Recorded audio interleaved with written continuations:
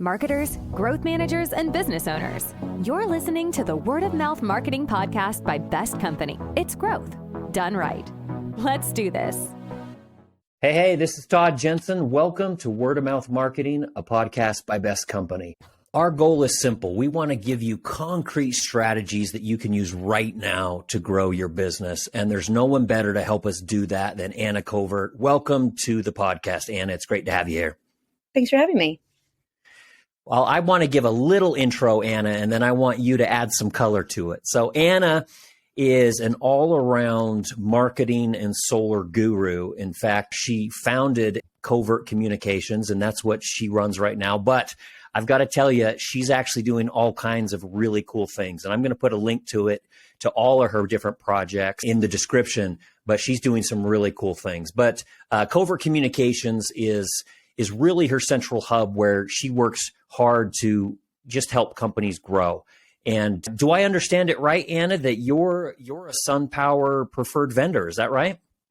Yeah, that is correct. I'm one of the two recommended marketing partners with SunPower, as well as Panasonic, and also built the calculator for Panasonic.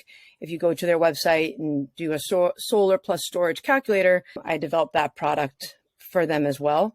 So any dealer who uses Panasonic or SunPower or REC brands, all your funds or credits can be used on any services from the agency. And we work with others, but they don't all have as robust of credit programs as those three do. Oh, that's amazing. And I found out recently that you actually have sold solar yourself. So that's what's so cool about talking to you is not only are you a brainiac on the technology side and the marketing side, but you've actually been out there selling solar. So what brought you to actually sell solar? I just think that's the coolest thing. Thank you. It was actually during COVID. It was my response to COVID. So, here in Hawaii, I have the largest digital marketing firm in the state. So we do other things besides solar, retail and banking and work with Ocean Vodka, lots of different types of businesses. And so, how I started selling solar was basically as a response to the pandemic. Here in Hawaii, we had a full lockdown. There was no tourists. And as a result, a couple of my big clients, one was a big urgent care center. I had a lot of tourism focused activities. They all closed. And so I partnered with my local SunPower dealer, and they really wanted to grow into more residential sales. They were very focused on commercial and needed help to basically, get more salespeople and grow that market. So they taught me how to sell solar. And I got to tell you, it was the most wonderful experience I've ever had. I sold probably 20 systems in 8 months. And it really, truly is the only industry where everyone wins. Here you are, you're sitting in front of a homeowner and they have this $500 bill and it's climbing and climbing. And, you're giving them so much peace of mind and security by being able to cut it in half and give them the tax credits. They're going to have stability. It's like everyone wins. The homeowner wins, the solar company wins, and the world wins. And that's why I just love solar so much. I love it. I can tell just from your energy and your experience that this goes right down to your DNA. That's really something.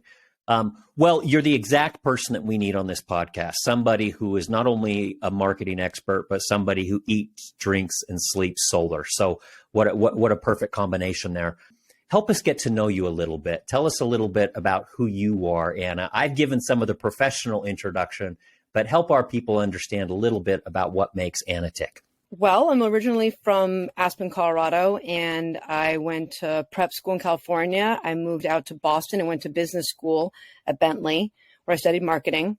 And I never really thought I'd end up here in Hawaii, but my parents were snowbirding, is what we call it, where they spend the summer in Colorado in the winter in Hawaii. And I had graduated early from my program, and I was going to do a 5-year master's program, but I graduated in 3.5 years. So I needed something to do. So they're like, come to Hawaii for a little while. And I had always planned on going back to the East Coast and completing my master. And when I got out to Hawaii, I was kind of bored. I'm one of these people who likes work and likes to be busy. And so a friend of mine had needed to do this charity event for the symphony. It was a fundraiser, and I used to do some modeling. So he's like, will you help me? I have no time and the event's coming up. And so I put on this event, and when I was done with it, I got offered 3 jobs, and one was with the symphony. One was with a country club. And then the last one was with Paul Brown, who was the largest salon and spa chain here in the islands and had an international product line. So I obviously accepted the job with Paul and did not go back to the East Coast. And that was 18 years ago. So that's incredible.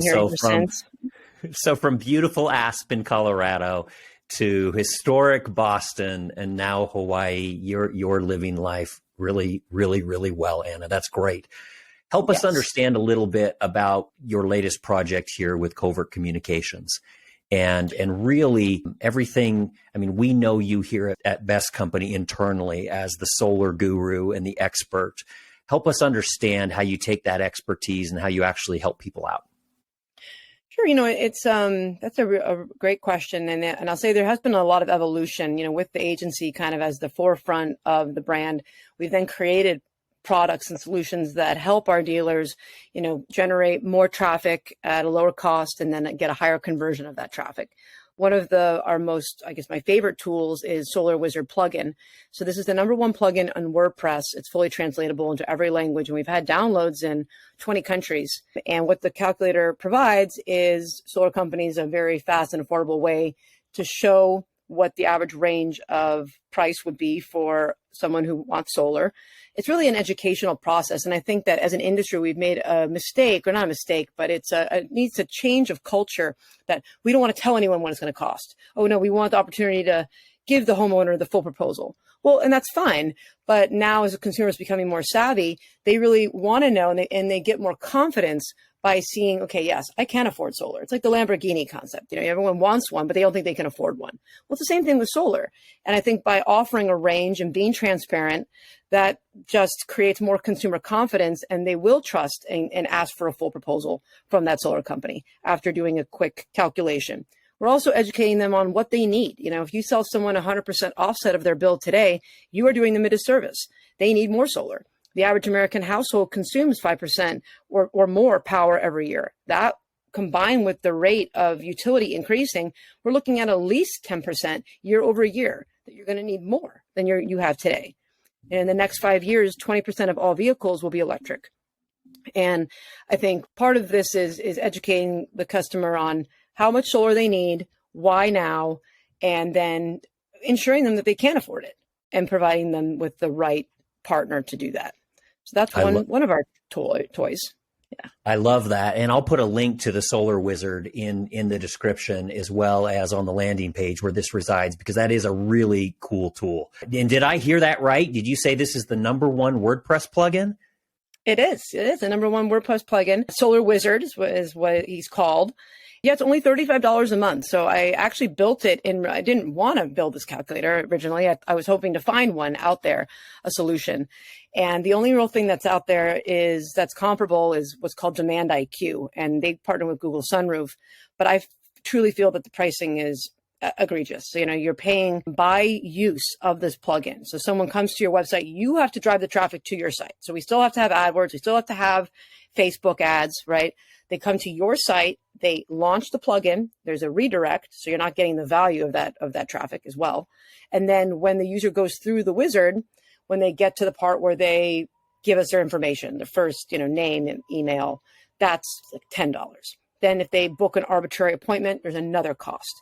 Then if they upload the utility bill at the end of this tool, there's another cost. So now here you are, a solar company with, possibly being in to $30, $55 for that lead.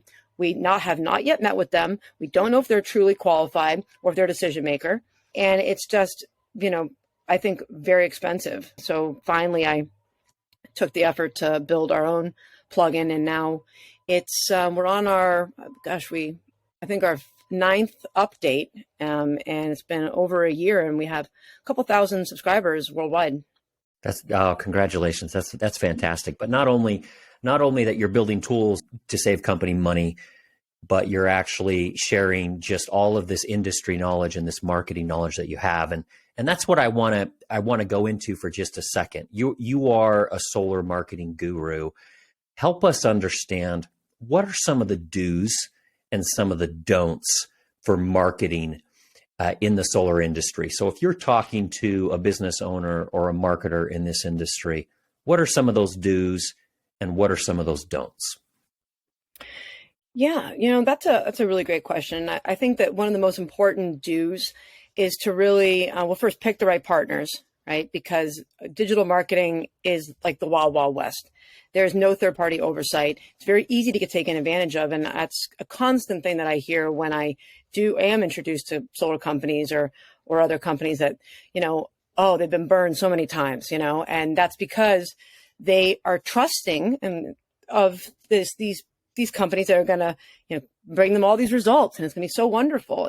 But they don't understand what the data means. And then they're looking at reports and these reports are fabricated, right? Or they're not even real. I'll give you an example. How do we know? A lot of people will do bidding based off of an impression. Impression means that you pay by a view of this ad, right? A cost per 1,000 impressions, or EPC, is typically what we use to say how much we took your money and we spent it and we served this many impressions.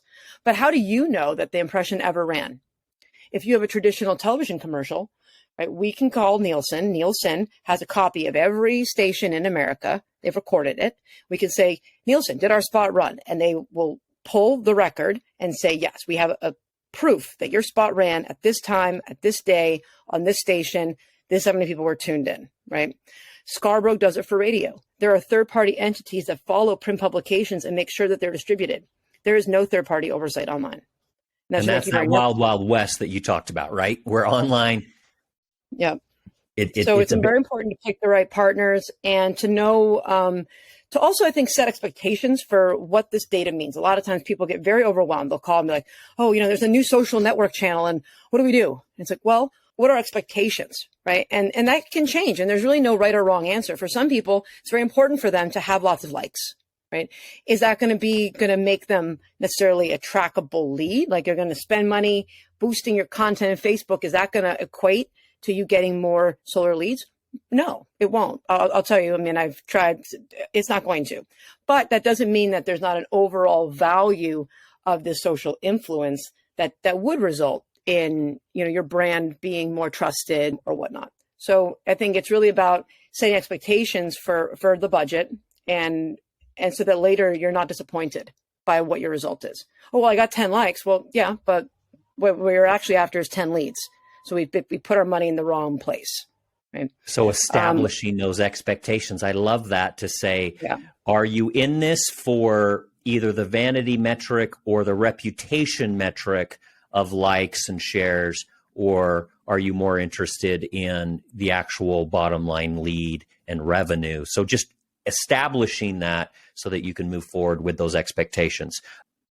And I would also, on that same note, I think, everyone wants to take credit for your lead, right? We call it attribution. Right. So in a perfect example, you do a Google Ads campaign and someone clicks on the ad, they come to the website and they don't fill out a form. Now they leave and now we're remarketing to them, or I call it cyber stalking, and they see your ad and they click on it. They come back to the website and they still don't fill out a form. Now we follow them to Facebook and now they see something and they click on it and they finally go back to your website and they fill out a form. Well, traditional reporting, it's going to show a business owner that they've had 3 leads. Because Google will take credit over 30 days. Criteo or whatever the remarketing partner will take credit, and Facebook will take credit.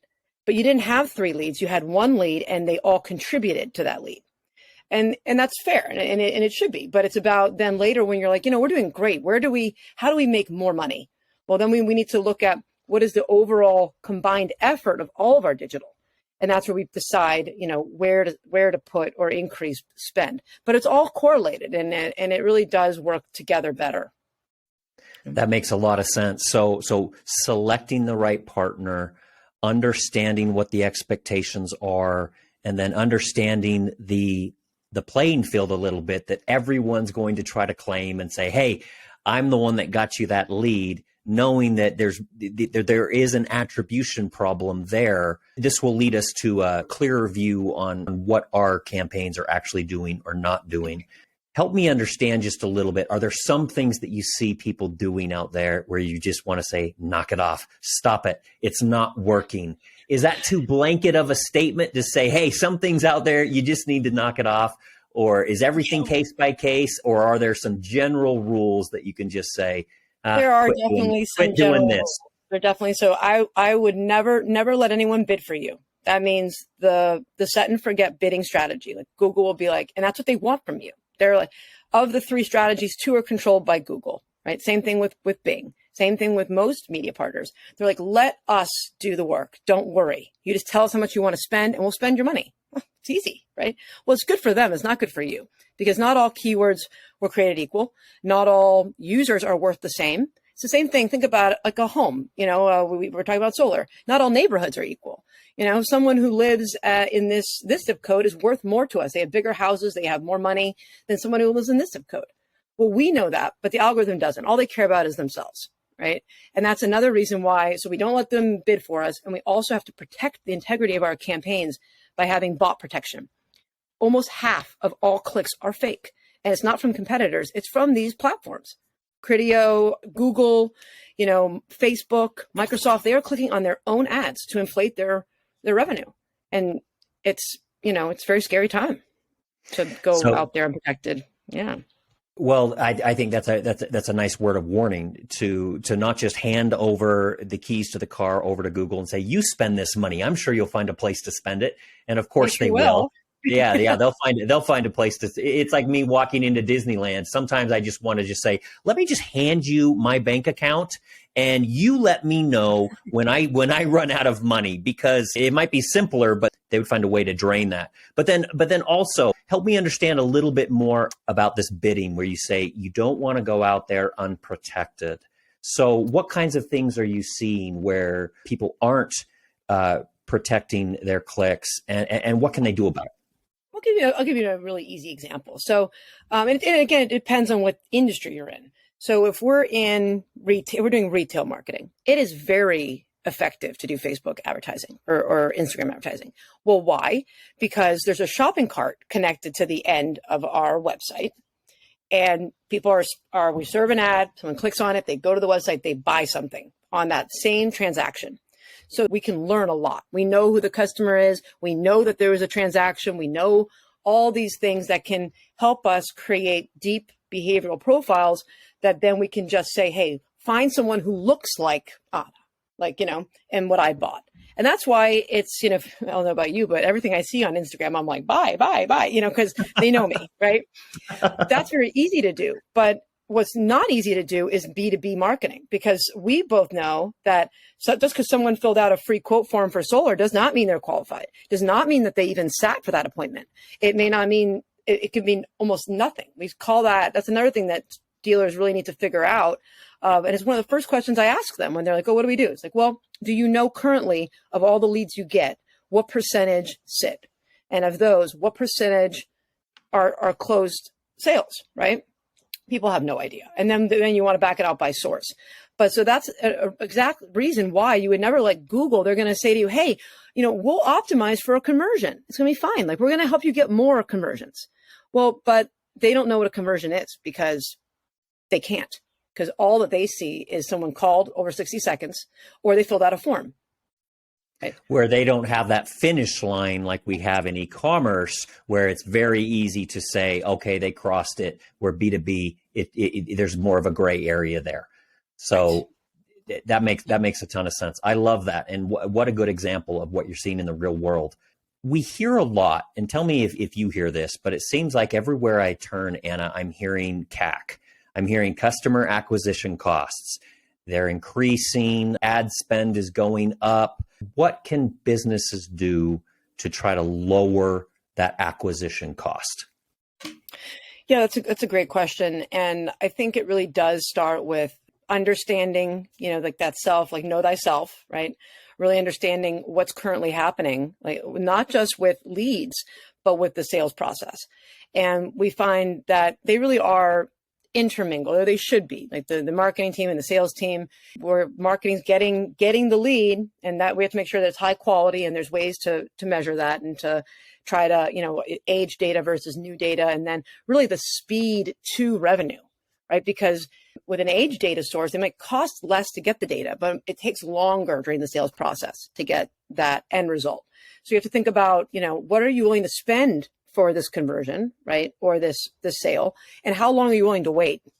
Because those two metrics can be different or variable. And I think people don't always think about that. It's like, well, we want it to be $1,500, but we also need them to happen within 30 days. Well, maybe then we have to have different expectations, right? Or have, different funnels.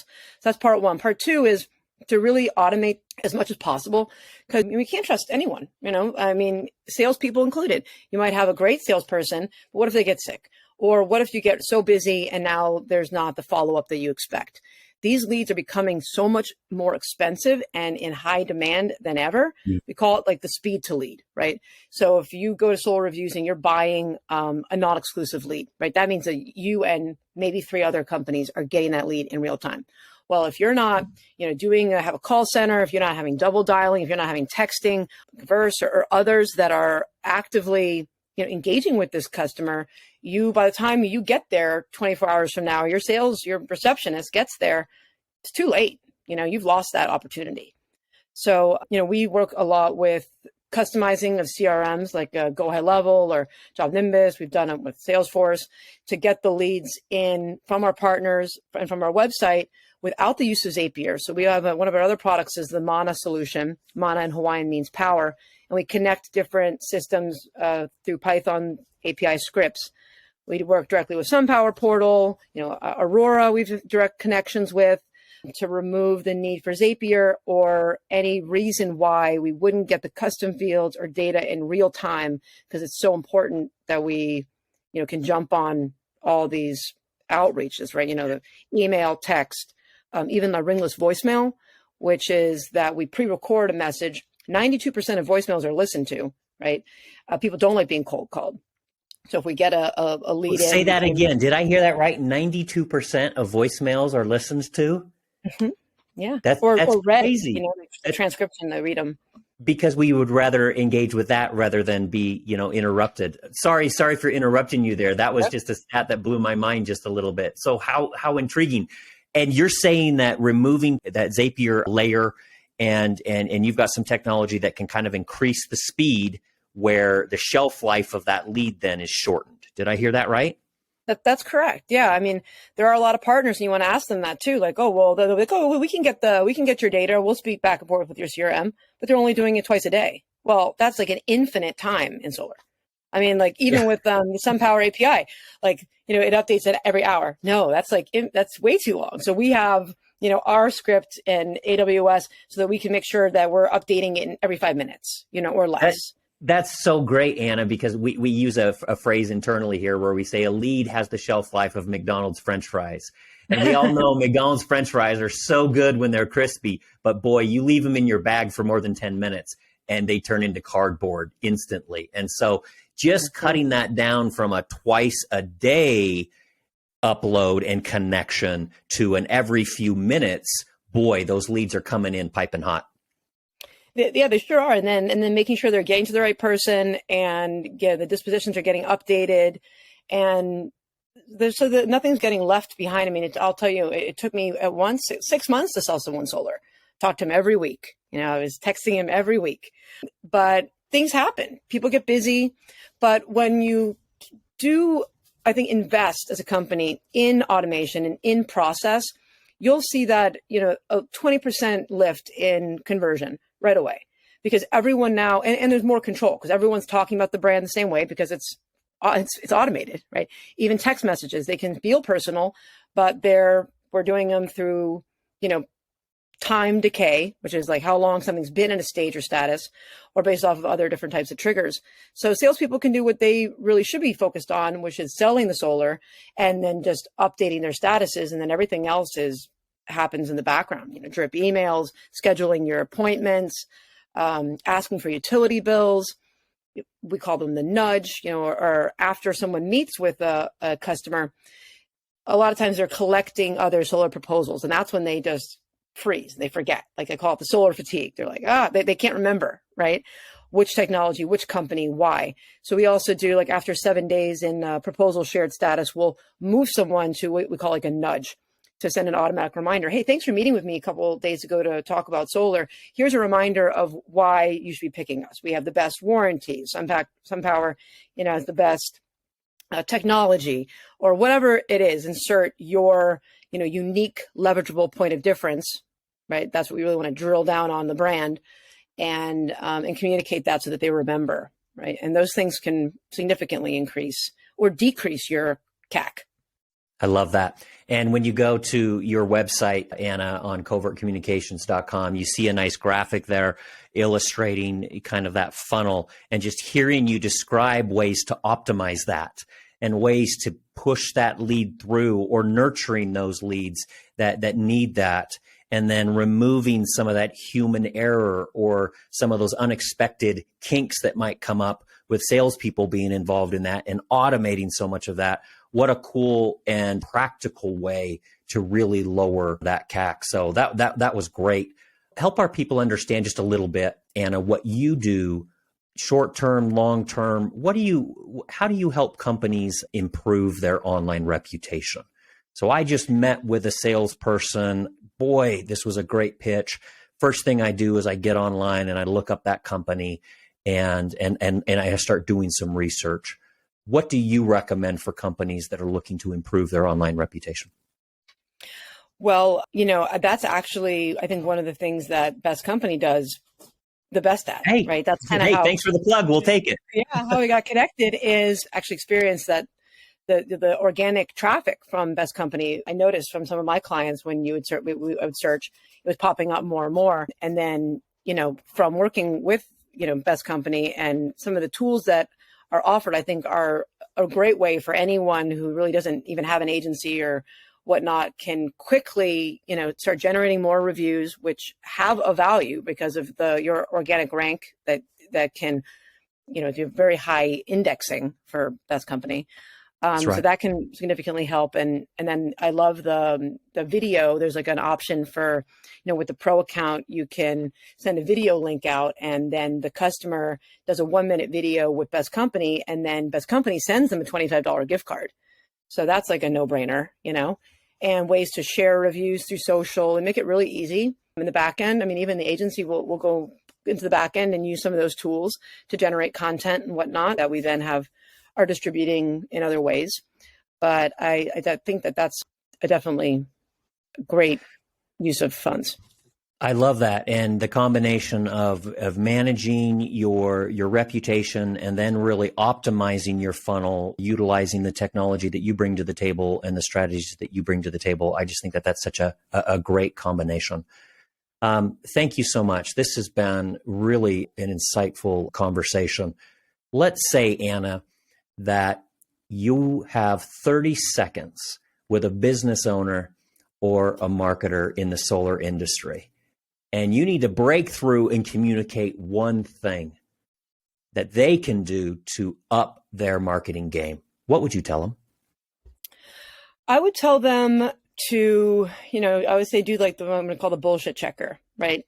And so what I always like to say, the questions you ask are, are you going to be able to screen share with me, right? If someone's, when they talk about reporting, it's like, oh, this is an example of a report. Well, no, I want you to show me, like ask them to screen share and show you how they're going to do it. And if they can't do it or they're not capable of doing it, then that they're outsourcing it or it's bullshit, basically, that they're not the partner that you need. The expert. Because They don't really know. You're talking to somebody else in the chain. You're not talking to the real expert. I love that. So you just recommend, share your screen and show me how to do it. Yeah. And people are always like, oh, are you going to you're giving away all your tips? I'm like, no, I mean, I'll tell someone exactly how to optimize their campaign. And that's why they'll know that they never want to do it. They don't want to do it on their own. But knowing how to do it and knowing what we're after. I mean, I make all of my clients go through like a digital media best practice where I'm telling them like how we're going to optimize and what tricks and tips we're going to be looking at. And I'll do it in real time with them too. But then they're like, oh no, we don't want to do that. Like we have other things to do. Like, it just builds confidence, but never, I also don't agree with media commission. I feel like in today's day and age, things should be just more transparent. Well, I love that. And so take note, everybody. Use Anna's BS detector. If you suspect that you're with a partner that doesn't have your best interest in mind or doesn't know their stuff, ask them to share their screen and walk you through it themselves as a surefire way to make sure you're working with a partner that knows their stuff. Anna, and that definitely describes you. somebody who understands the ins and outs of the solar industry. You eat, drink, and sleep it. It's part of who you are. You've also been on the front lines in creating technology that improve that pipeline.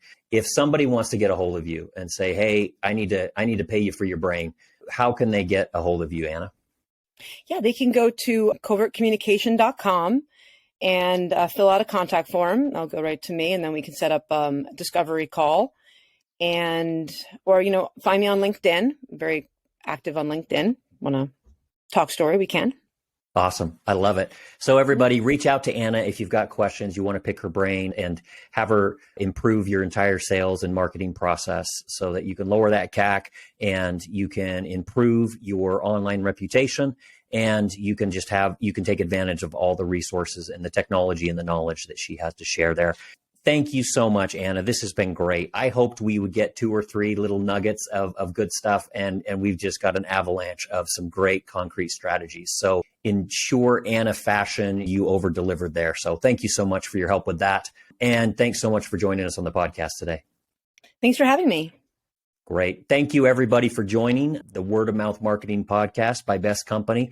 And we're excited to see you again soon. Aloha. We know you're busy, so from us at Best Company, thank you for listening to the Word of Mouth Marketing Podcast.